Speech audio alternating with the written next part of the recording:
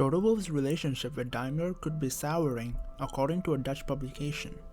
What's up guys, Formula News here, and first up on today's episode, Daimler is unhappy with Toto Wolff.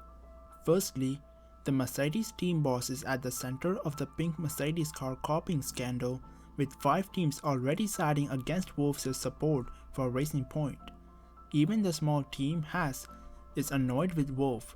In defending Racing Point's actions, Wolff had alleged that the American team got the entire car from Ferrari when it entered F1. While Mercedes parent Daimler expresses confidence in Wolff to the outside, there is actually dissatisfaction within the company about the Austrian. The claim, backed by several sources close to Mercedes, is that Daimler does not appreciate some of Toto's other activities. One of them might be buying into Lawrence Stroll's new Aston Martin project. Wolff and Daimler are currently in talks about the 48-year-old's contract beyond 2020.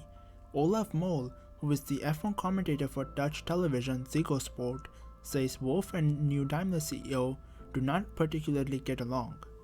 Next up, here is why McLaren is lacking top speed. Carlos Sainz Jr. says a lack of top speed triggered by McLaren opening up bodywork to improve cooling contributed to his Q2 exit at the 70th anniversary Grand Prix. The Spaniard could only set the 13th fastest time in qualifying on Saturday, as he failed to make it through to the final Q3 session for the first time this year, but will be promoted to 12th on the grid following Esteban Ocon's penalty. Reflecting on what happened, Sainz said that concerns about the cooling of his car after final free practice prompted some bodywork changes, and that hampered his form. Sainz says that the cooling problems were more extreme in his car, with teammate Lando Norris not having to make the bodywork compromises that he had to. McLaren team boss Andres Seidel said that there was no immediate explanation as to why the team had not been able to match the progress of other teams. Next up, Vettel tells Ferrari that they've messed up. The continued disconnect between Sebastian Vettel and Ferrari was clear for all to see during the 70th anniversary Grand Prix at Silverstone. The 4-time world champion, leaving the Scuderia at the end of the season, has had a torrid couple of weeks at the iconic British circuit in what is proving to be a torrid final year at Ferrari.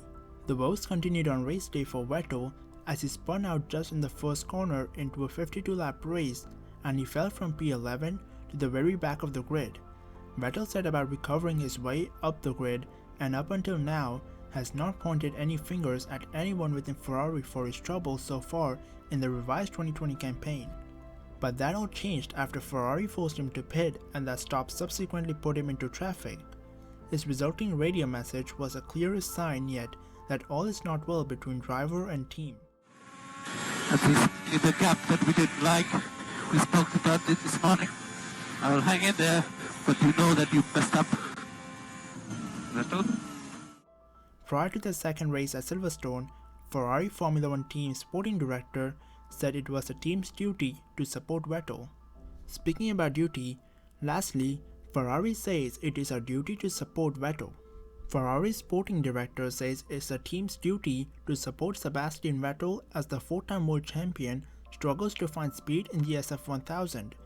The Frenchman says the team would be willing to take risks on strategy in the 70th anniversary Grand Prix to help propel Vettel and his teammate Charles Leclerc up the order after a poor qualifying session.